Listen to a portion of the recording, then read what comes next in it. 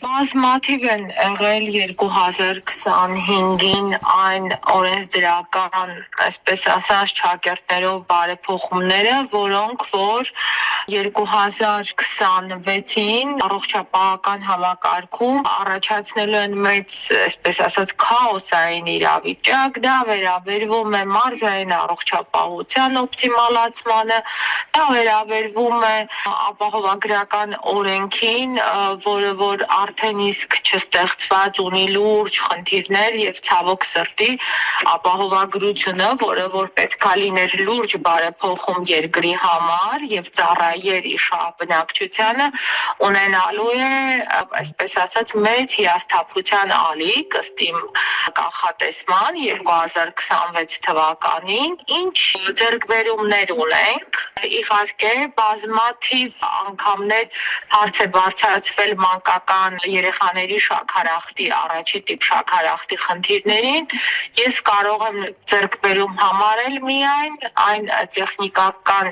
այսպես ասած, հագեցվածությունը, որ տվեցին երեխաներին, այսինքն առանց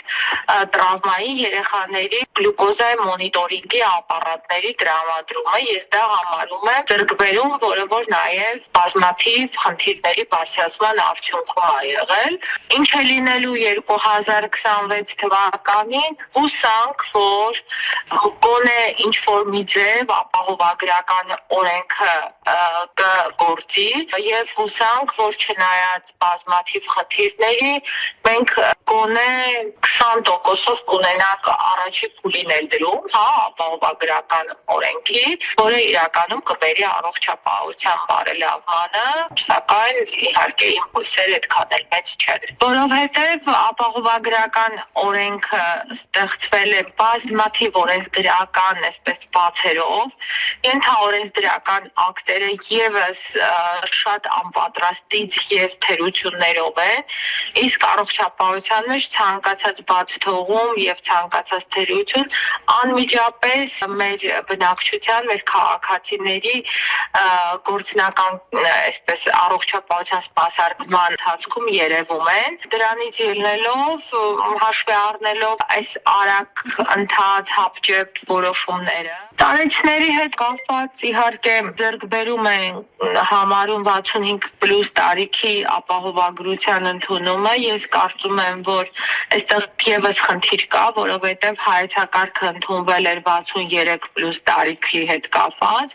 սակայն այդ տարիքը 2 տարով այսպես բարձրացվեց եւ դարձվեց 65+, շատ լավ կլիներ, որպեսզի այդ տարիքային շեմը լիներ 63+-ը, որովհետեւ մենք լուծում չունենք 63-ից 65 տարեկան բնակիչների համար, ու կարծում եմ, դա մի, այսպես ասած, նուրբ սահման է, այդ 2 տարին, որը որ պետք է վերանայվի եւ հուսանք, որ էլի մեր առողջապահության կազմակերպիչները 26 թվականին կմտածեն դրա մասին եւ գոնե այդ տարիքային խումբն էլ կմտցնեն ապահովագրական փաթեթի մեջ եւ գոնե այս խմբերն էլ ինչ-որ մի ձև կստանան ինչ-որ մի փոքր, թեկուզ իրենց ասած 30%-ով առողջապահական սպասարկում։